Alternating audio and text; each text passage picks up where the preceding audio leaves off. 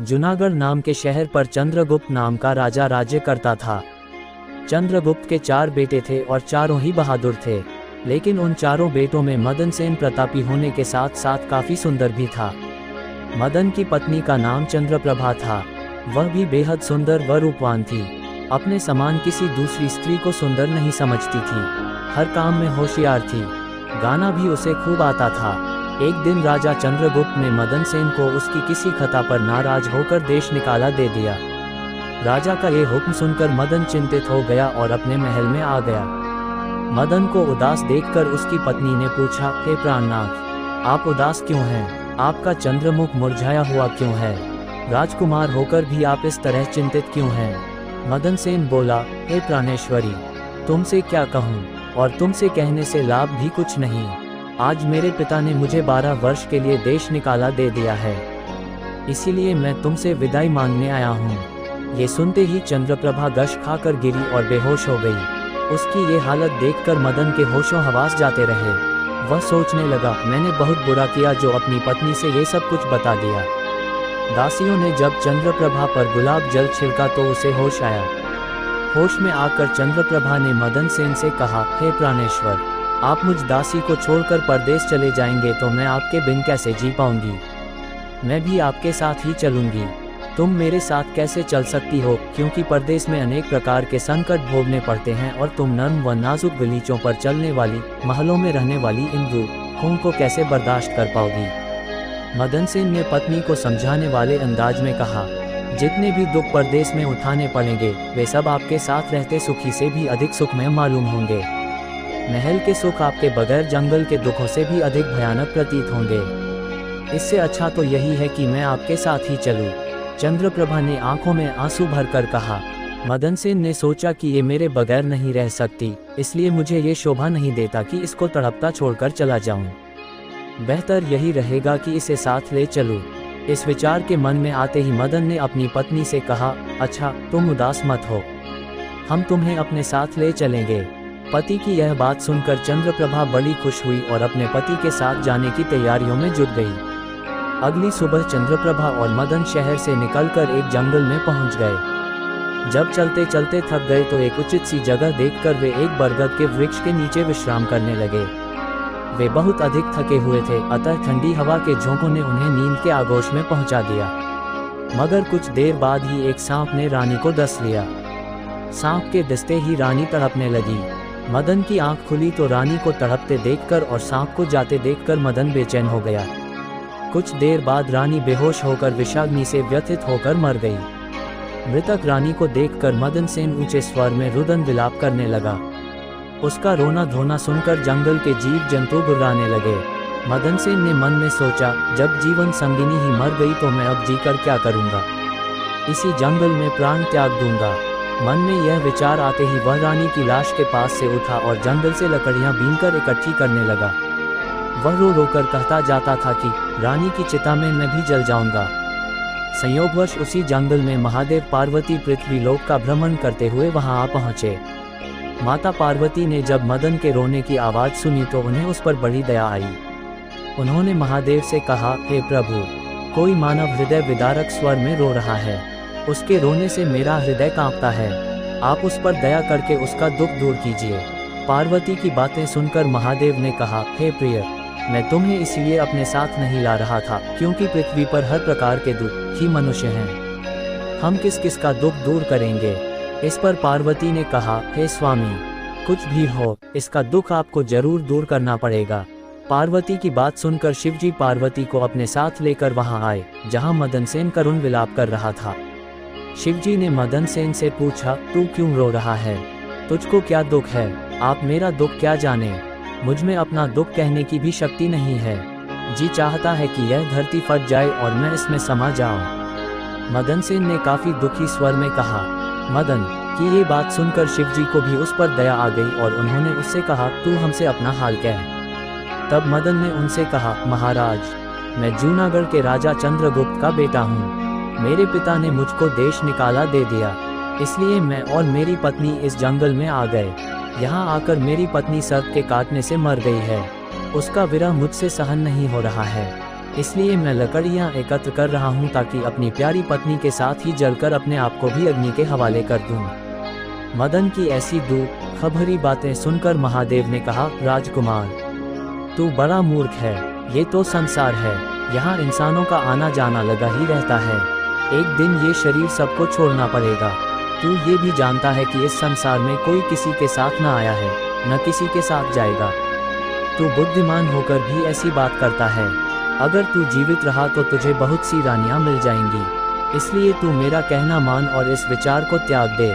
महादेव के इन शब्दों को सुनकर मदन बोला, महाराज, आपने जो कुछ कहा वह सत्य है, किंतु ऐसी पतिव्रता पत्नी तो मुझे किसी जन्म में भी नहीं मिलेगी और न इसका वियोग मुझसे सहन होगा। इसलिए मैं इसके साथ ही मरूंगा। मदन के विचार सुनकर महादेव ने जान लिया कि यह अपनी पत्नी के बिना नहीं रह सकता। तब वे मदन से बोले, राजकुमार, तेरी पत्नी के जीवित होने का एक उपाय है। इस रानी की आयु 20 वर्ष थी, सो इसने भोग ली। तेरी उम्र 70 वर्ष की है, जिसमें से 30 वर्ष बीत चुके हैं। तेरी उम्र में 40 वर्ष अभी और बाकी हैं। यदि तुम अपनी आयु का आधा भाग अपनी रानी को दे दो तो तुम दोनों की आयु बराबर हो जाएगी। यदि यह बात तुम्हें स्वीकार है तो रानी अभी जीवित हो जाएगी। महादेव की बात सुनकर मदन ने कहा, मुझे स्वीकार है प्रभु, स्वीकार है। अब महादेव ने मदन के हाथ में पानी देकर उससे 20 वर्ष आयु देने का संकल्प लिया और रानी के हाथ पैरों पर पानी डालने से पूर्व मदन से कहा, इसमें एक रहस्य की बात और है। जब तुम्हें रानी की आवश्यकता न हो तो ये संकल्प वापस भी ले सकते हो। ज्यों ही संकल्प वापस लोगे, रानी मर जाएगी। परंतु सावधान, रानी से यह बात मत कहना, किसी समय ये बात तेरे काम आएगी। ऐसा कहकर रानी पर जल छिड़क कर महादेव पार्वती वहां से अंतर्धान हो गए। रानी उसी समय उठकर बैठ गई और बोली, प्रिय, आज तो मैं बहुत सोई, आपने मुझे जगाया क्यों नहीं? तुम थकी मांदी थी, इसी कारण मैंने तुम्हें नहीं जगाया। मदन ने सब बातें छिपाते हुए कहा। अब वे दोनों फिर आगे चल दिए। काफी दिन बाद उन्हें एक बहुत सुंदर स्थान दिखाई दिया। वहाँ एक फकीर की कुटिया थी। जब वे दोनों वहां पहुंचे तो उन्होंने देखा कि एक सुंदर नौजवान फकीर तकिया लगाए बैठा हुक्का पी रहा है। वह दोनों थके हारे थे ही फकीर के पास बैठ गए। उसी समय राजकुमार ने रानी से कहा, रानी, हमें प्यास लगी है, हम कुएं पर जाकर पानी पीकर आते हैं। अगर तुम्हें भी प्यास लगी हो तो तुम्हारे लिए भी ले आएं। ये सुनकर रानी ने कहा, मैं तो प्यासी नहीं हूँ, आप जाकर पी आए। रानी का जवाब सुनकर मदन सेन डोल रस्सी लेकर कुएं पर पानी पीने चला गया। जब मदन सेन पानी पीने गया तो चंद्रप्रभा और फकीर की निगाहें चार हुई। चंद्रप्रभा उसी क्षण उस फकीर पर आशिक हो गई। चंद्रप्रभा फकीर से बोली, फकीर साहब, आप तो यहाँ बड़े सुख से रहते हैं, आप भी यहाँ रहो और ऐश करो। फकीर ने कहा, फकीर साहब, आपके साथ रहने को दिल तो कर रहा है, मगर मेरा पति मेरे साथ है, इसीलिए मैं आपके साथ किस प्रकार रह सकती हूँ। चंद्रप्रभा ने फकीर के सामने अपनी असमर्थता प्रकट करते हुए कहा, किसी तरह अपने पति को कुएं में धकेल दो, फिर हम ऐश करेंगे। फकीर ने उपाय सुझाया। फकीर की बात सुनकर चंद्रप्रभा ने कहा, ठीक है, मैं ऐसा ही करूँगी।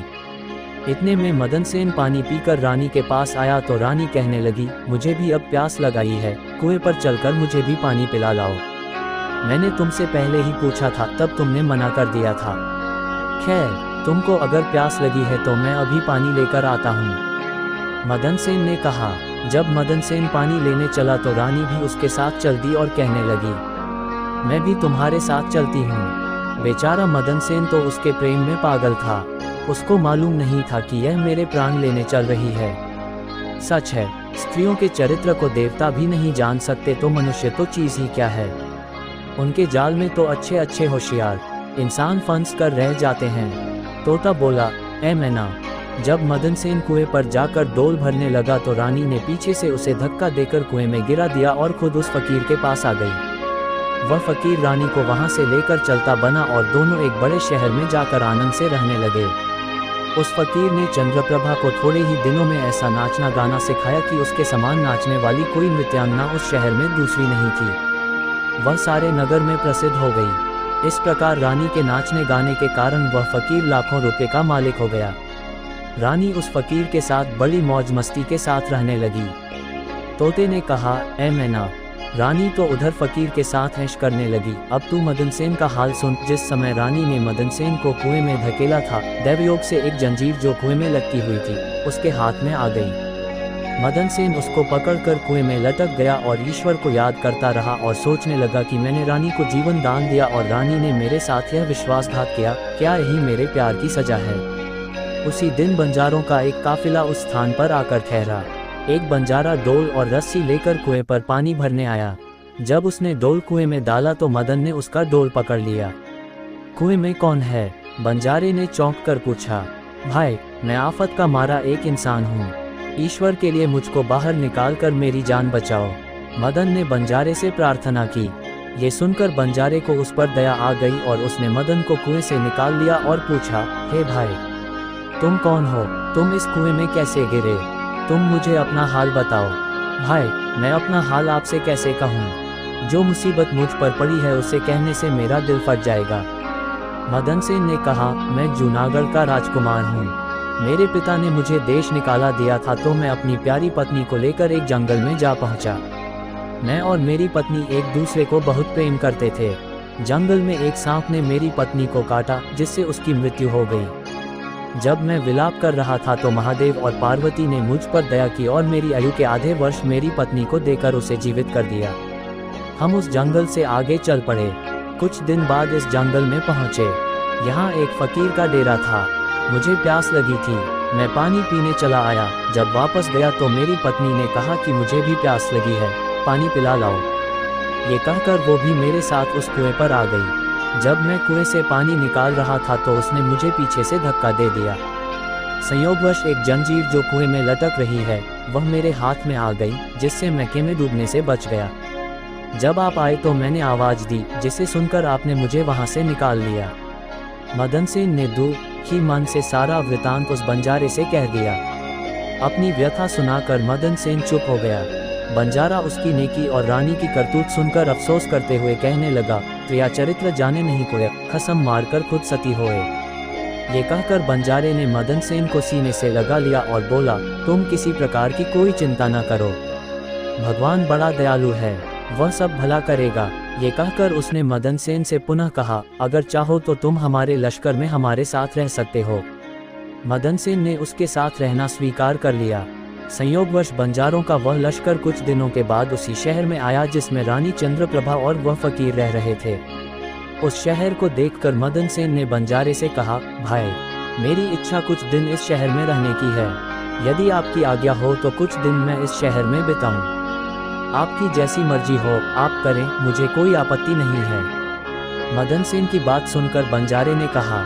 मदन सेन बंजारे से विदा लेकर शहर में आया और वह किसी काम की तलाश में घूमने लगा। कुछ दिन बाद उसकी मेहनत रंग लाई और उसे एक बड़े व्यापार के यहाँ नौकरी मिल गई। वह व्यापारी के यहाँ रहने लगा और बड़ी लगन और पार से अपने कर्तव्य का निर्वाह करने लगा। उस व्यापारी ने मदन को बड़ा मान दिया और उसे अपने यहाँ का मुनीम बना लिया। अब मदन सेन के दिन चैन से गुजरने लगे। एक दिन संयोगवश उस नगर के राजा के यहाँ चंद्रप्रभा के नृत्य का आयोजन हुआ। राजा ने उस शहर के तमाम बड़े व्यापारियों और सेठ साहूकारों को अपने यहाँ इस नृत्य का अवलोकन करने को आमंत्रित किया। जिस दिन चंद्रप्रभा का नृत्य था, शहर के सब व्यापारी और सेठ साहूकार राजा के यहाँ पहुँचे। मदन सेन ने भी रानी के नृत्य और गायन की बड़ी तारीफ सुन रखी थी। उसने अपने मन में सोचा कि इस नर्तकी का नृत्य अवश्य देखना चाहिए। यही सोचकर मदन सेन भी राजा के यहाँ जा पहुँचा। रानी साज श्रृंगार करके नृत्य करने के लिए खड़ी हो गई। उस समय वह अप्सरा के समान सुंदर लग रही थी। मदन सेन अपने मालिक के पास बैठा था। रानी ने नृत्य शुरू किया और एक ठुमरी उसने उस महफिल में गाए। चंद्रप्रभा ने ऐसे ऐसे कई राग बड़े ही सुंदर ढंग से अपनी सुरीली आवाज में गाए, जिन्हें सुनकर महफिल के सब लोग वाह वाह करने लगे। राजा से लेकर प्रजा तक सबने उसे ढेरों इनाम दिए। मदन सेन ने भी अपने हाथ की अंगूठी जिसमें हीरा जड़ा हुआ था उतारकर रानी चंद्रप्रभा को भेंट दी। रानी चंद्रप्रभा ने अंगूठी को पहचान लिया और मन ही मन में कहने लगी, बड़ा गजब हो गया, कमबख्त, मेरा पति तो जिंदा है और यहाँ आ पहुँचा है। अब यह मुझे जिंदा नहीं छोड़ेगा, इसलिए कुछ ऐसा उपाय करना चाहिए जिससे कि ये मारा जाए। फिर उसने अपने दिल में उपाय सोचा, इससे बेहतर और कोई उपाय नहीं हो सकता कि एक तड़पती कड़कती रागिनी गाऊं और राजा को रिझाओ, और जब राजा खुश हो जाए तो राजा से उसे मरवाने की आज्ञा ले लूं। ये बात अपने मन में सोचकर रानी चंद्रप्रभा ने लचकती हुई रागिनी गाना शुरू कर दिया। रानी की इस बसंत की बहार को सुनकर राजा बहुत खुश हुआ। वह चंद्रप्रभा से बोला, हम तुझसे बहुत प्रसन्न हैं। बोल, क्या मांगती है? जो कहेगी तुझे मिलेगा। आप यदि मुझ पर प्रसन्न हैं तो पहले आप मुझे वचन दीजिए कि मैं जो मांगूंगी आप मुझे देंगे।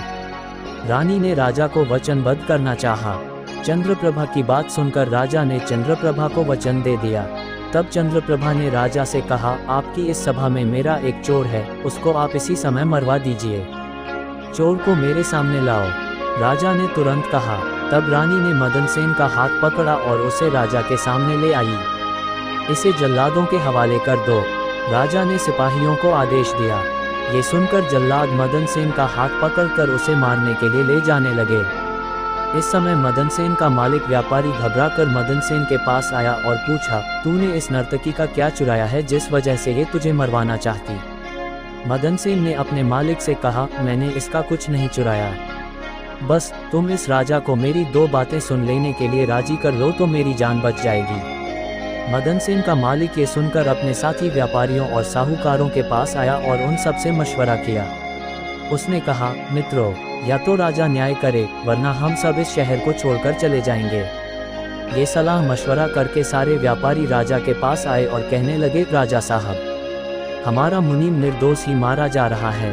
वो कहता है कि राजा ने मुझे मारने की आज्ञा दी है, सो मुझे भी उस राजा की आज्ञा से मरना स्वीकार है, लेकिन मेरी दो बातें सुन ली जाए। राजा ने व्यापारियों की बात सुनकर कहा, मुनीम को लेकर आओ। व्यापारी मदनसेन को लेकर राजा की सेवा में उपस्थित हुए। राजा बोला, तुम जो कुछ कहना चाहते हो वो मेरे सामने कहो। मैंने क्या दोष किया है जिसके कारण आपने मेरी हत्या की आज्ञा दी है? मदनसेन ने पहला प्रश्न किया, तू इस नर्तकी का चोर है। राजा ने कहा। ये सुनकर मदनसेन ने कहा, मैं इस वेश्या का चोर नहीं हूँ, मैं इस कुलटा स्त्री का पति हूँ। ये मुझे कुएं में धकेल कर एक फकीर के साथ चली आई है। महाराज, मैं इस झूठे को क्या जानूं कि ये कौन है? ये तो बस मेरा चोर है। चंद्रप्रभा ने बात को बिगड़ते देखकर कहा, राजा साहब, अगर ये मेरी पत्नी नहीं है तो जो कुछ चीज़ मैंने इसे रास्ते में दी थी यह मेरी वो रौनक मुझे लौटा दे। मदनसेन ने रानी की ओर घृणित नजरों से देखा। मुझे स्वीकार है। रानी ने तुरंत स्वीकार कर लिया। अच्छा, अपने हाथ में पानी ले, मेरा तेरा न्याय इसी सभा में होगा। पानी लेकर कह कि जो वस्तु इसने रास्ते में मुझे दी थी वो मैं आज इसे वापस करती हूँ। मदनसेन ने कहा। रानी ने अपने हाथ में पानी लेकर कहा, जो वस्तु इसने मुझे रास्ते में दी थी वो मैं आज इसे वापस करती हूँ। ये कहकर रानी ने जैसे ही अपने हाथ का पानी छोड़ा वैसे ही रानी के प्राण पखेरु उड़ गए। ये देखकर सब लोग आश्चर्यचकित रह गए। राजा ने घबराकर मदनसेन से कहा, यह क्या हुआ? इसका कारण सही सही मेरे समक्ष कहो। तब मदनसेन ने अपने बारे में राजा को बताना प्रारंभ किया और अपने के देश निकाला दिए जाने से लेकर अब तक का सारा हाल सबके सामने कह सुनाया। ये सारी बातें सुनकर राजा ने मदनसेन को अपने सीने से लगा लिया। उसने अपनी बेटी की शादी मदनसेन के साथ कर दी और उस फकीर को फांसी का हुक्म दिया। तोता बोला, ए मैना, जब से मैंने ये दास्तान सुनी है मैं भी स्त्रियों से घृणा करता हूँ और इसी कारण मैंने आज तक दूसरी शादी नहीं की। मैना बोली, ए तोते, तूने बात सच्ची कही है, लेकिन ये भी सच है कि पुरुष अधिक निष्ठुर होते हैं। स्त्री तो 100 में से 1-2 ही चरित्रहीन या निष्ठुर हैं।